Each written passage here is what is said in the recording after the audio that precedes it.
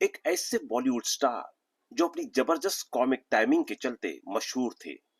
60 और 70 के दशक की फिल्में इनकी कॉमेडी के बिना अधूरी मानी जाती थी।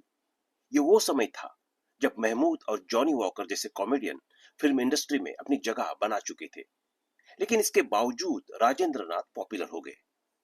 यही वजह थी कि इन्होंने तकरीबन 187 फिल्मों में काम किया, लेकिन इतनी सफलता उन्हें आसानी से नहीं मिली।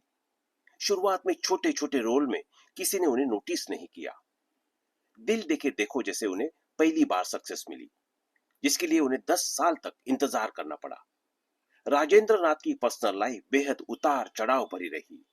कभी बड़े भाई प्रेमनाथ ने घर से निकाल दिया, तो कभी कुछ गलत फैसलों के चलते उन्हें कंगाली में दिल काटने पड़े। बाद में एक्सीडेंट से काम मिलना पूरी तरह बंद हो गया। पिता डॉक्टर बनाना चाहते थे, राजेंद्र नाथ बने एक्टर। राजेंद्र नाथ का जन्म 8 जून 1931 को टीकमगढ़ मध्य प्रदेश में हुआ था। उनकी फैमिली मूलतः पेशावर पाकिस्तान से थी, लेकिन भारत पाक विभाजन के बाद जबलपुर में आकर बस गई। राजेंद्र नाथ की स्कूलिंग दरबार कॉलेज रीवा में हुई। कांग्रेस लीडर रहे अर्जुन सिंह उनके क्लासमेट थे। पिता राजेंद्र नाथ को डॉक्टर बनाना चाहते थे, लेकिन राजेंद्र नाथ को पढ़ाई में दिलचस्पी नहीं थी। वो अपने भाई प्रेमनाथ की तरह फिल्म इंडस्ट्री में किस्मत आजमाना चाहते थे। प्रेमनाथ बॉम्बे जा चुके थे और उनकी देखा देखी पहले भाई नरेंद्र और फिर राजेंद्र नाथ ने भी 1949 के आसपास बॉम्बे का रुख कर लिया। यहाँ उन्होंने कॉलेज में एडमिशन लेकर आगे की पढ़ाई की और इसी दौरान वो पृथ्वी थिएटर से भी जुड़ गए और छोटे मोटे काम करके अपना गुजारा करने लगे। मुंबई में वो अपने भाई प्रेमनाथ के घर में रहा करते थे। प्रेमनाथ भाई बहनों में सबसे बड़े थे। उनकी बहन कृष्णा से शादी के बाद राज कपूर ने प्रेमनाथ को फिल्म इंडस्ट्री में काम करने के लिए मुंबई बुलाया था। उनके कहने पर प्रेमनाथ ने फिल्मों में किस्मत आजमाई और उनका करियर चल निकला। और इसी दौरान उन्होंने एक्ट्रेस बीना राय से शादी कर अपना घर बसा लिया। भाई प्रेमनाथ ने घर से निकाला। राजेंद्र नाथ पृथ्वी थिएटर में होने वाले प्ले में काम करके खुश थे, लेकिन इसी दौरान वो थोड़े लापरवाह हो गए थे। उनके बड़े भाई प्रेमनाथ को उनकी लापरवाही बिल्कुल पसंद नहीं थी और इसी वजह से एक दिन उनको राजेंद्र नाथ पर गुस्सा आ गया और उन्होंने उन्हें घर से निकाल दिया। अपने घर से निकालकर प्रेमनाथ ने अपने दूसरे घर में राजेंद्र नाथ के रहने का इंतजाम तो कर लिया, लेकिन रोजमर्रा के खर्चे चलाना उनके लिए मुश्किल हो गया। तब करण जौहर के पिता यश जौहर उनके रूममेट हुआ करते थे। एक इंटरव्यू में राजेंद्र नाथ ने कहा था कि मेरे पास एक पुराना स्कूटर हुआ करता था, जिसमें पेट्रोल भरवाने के लिए हमारे पास पैसे नहीं होते थे। खाने के लिए हम दोस्तों पर निर्भर रहते थे, लेकिन ऐसा कब तक चलता। हमेशा मेरा मन में यही सवाल रहता कि मुझे अपने करियर के प्रति सीरियस होना ही था। मेरे भाई ने जो भी किया था वो मेरे भले के लिए ही किया था। फिर राजेंद्र नाथ अपने करियर को लेकर सीरियस हो गए और फिल्मों में काम ढूंढने लगे। शुरुआत में उन्हें चंद सेकंड के रोल्स मिले और वो कोई खास पहचान नहीं बना पाए और उन्हें तकरीबन 10 साल तक स्ट्रगल करना पड़ा। दिल देके देखो से चमकी किस्मत। इसी दौरान प्रेमनाथ ने पीएन प्रोडक्शन के नाम से एक प्रोडक्शन हाउस खोला, जहां उन्होंने भाई राजेंद्र को काम दिया। राजेंद्र नाथ ने 1953 में आई फिल्म शगुफा और 1954 में रिलीज हुई फिल्म गोलकुंडा का कैदी में छोटे मोटे रोल किए, लेकिन ये दोनों फिल्में फ्लॉप रही।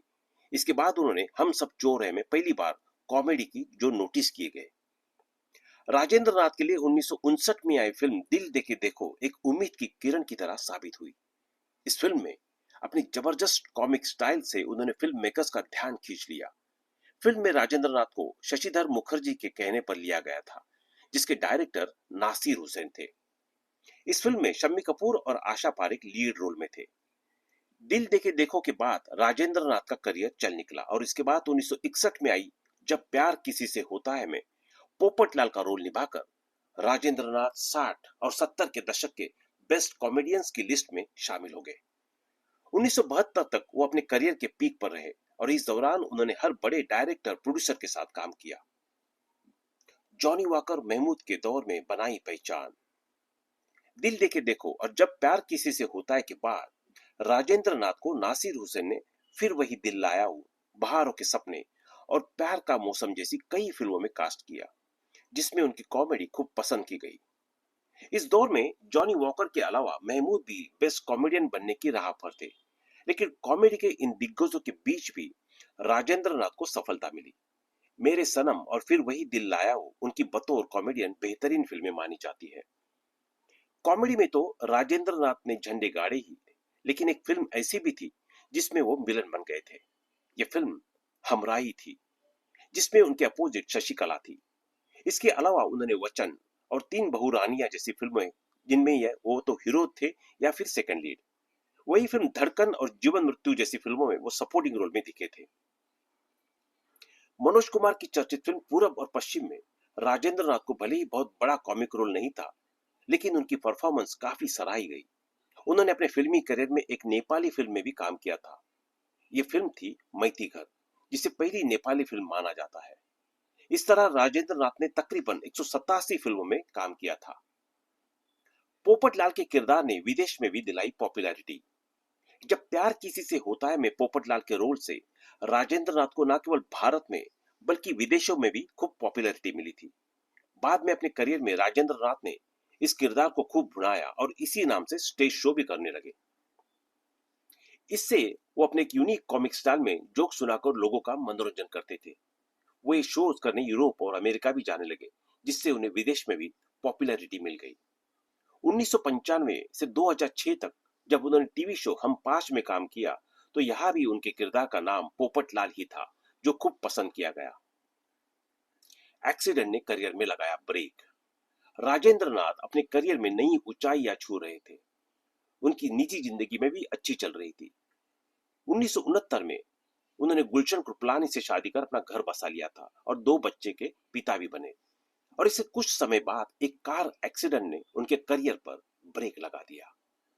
वो फिल्मों में काम नहीं कर पाए और धीरे धीरे फिल्म मेकर्स ने भी उन्हें रोल ऑफर करने बंद कर दिए। 4 साल तक खराब सेहत से जूझने के बाद राजेंद्र नाथ ने अपने करियर को दोबारा शुरू करने की कोशिश की, लेकिन वो नाकाम रहे। फिल्म बनाने की कोशिश में कर्ज में डूबे। बतौर एक्टर कोई काम न मिलता देख 1974 में उन्होंने खुद एक फिल्म बनाने की सोची। फिल्म का नाम ग्रेट क्रशर रखा था, जिसमें उन्होंने रणधीर कपूर और नीतू सिंह को कास्ट किया, लेकिन ये फिल्म 10 दिनों में ही बंद हो गई। दरअसल राजेंद्र नाथ को फिल्म मेकिंग के बारे में कोई नॉलेज नहीं थी, इसलिए उन्होंने कास्ट क्रू को मुंह मांगे पैसे दिए, जिससे फिल्म ओवर बजट हो गई। नतीजा ये रहा कि फिल्म बंद करनी पड़ी और राजेंद्र नाथ लाखों के कर्ज में डूब गए। जिस लोगों से पैसे लेकर राजेंद्र नाथ ने फिल्म बनाने की सोची थी, वो उन पर पैसे वापस करने का दबाव बनाने लगी। इतनी जल्दी पैसा चुकाना राजेंद्र नाथ के लिए नामुमकिन हो गया, क्योंकि उनके पास कोई काम नहीं था। कर्जदारों ने उनसे अपने दिए पैसों का ज्यादा से ज्यादा ब्याज वसूलना शुरू कर दिया और इससे राजेंद्र नाथ की आर्थिक स्थिति और बिगड़ गई। अपने बुरे दौर पर बात करते हुए राजेंद्र नाथ ने एक इंटरव्यू में कहा था, दिल्ली और यूपी के डिस्ट्रीब्यूटर्स मुझे खून के आंसू रुलाने को कमर कस चुके थे। मेरी बुरी हालत के बारे में वो अच्छे से जानते थे, लेकिन इसके बावजूद उन्होंने मुझे दिए पैसों पर तगड़ा ब्याज लगाया और मुझसे एक एक पैसा वसूल लिया। प्रेमनाथ ने दोबारा दिलवाए रोल। इस मुश्किल वक्त में भाई प्रेमनाथ ने उनकी मदद की और उन्हें फिल्मों में काम दिलाया। इसके बाद राज कपूर की प्रेम रोग और फिल्म बीबी ओ बीबी में राजेंद्र नाथ अहम रोल में नजर आए। 90 के दशक में आई काजोल की पहली फिल्म बेखुदी में भी उन्होंने काम किया था, लेकिन फिल्म सौदा उनके करियर की आखिरी फिल्म साबित हुई। राजेंद्र नाथ ने टीवी शो हम पांच में भी लंबे समय तक काम किया। भाइयों की मौत से लगा सदमा। बड़े भाई प्रेमनाथ ने राजेंद्र नाथ को काफी सपोर्ट किया था, लेकिन 1991 में उनका निधन हो गया। इसके राजेंद्र नाथ काफी टूट गए। इसके 7 साल बाद उन्हें एक और झटका तब लगा जब भाई नरेंद्र नाथ की भी डेथ हो गई। निजी जिंदगी से दुखी होकर राजेंद्र नाथ ने एक्टिंग की दुनिया से दूरी बना ली। उन्होंने फिल्म इंडस्ट्री में किसी से मिलना जुलना भी बंद कर दिया और अकेले अपना जीवन बिताने लगे। 2008 में उनका हार्ट अटैक से निधन हो गया। तो दोस्तों, आज के लिए बस इतना ही। मिलते हैं अगली वीडियो में, तब तक के लिए जुड़े रहे हमारे चैनल एवरग्रीन के साथ। धन्यवाद। Bye bye.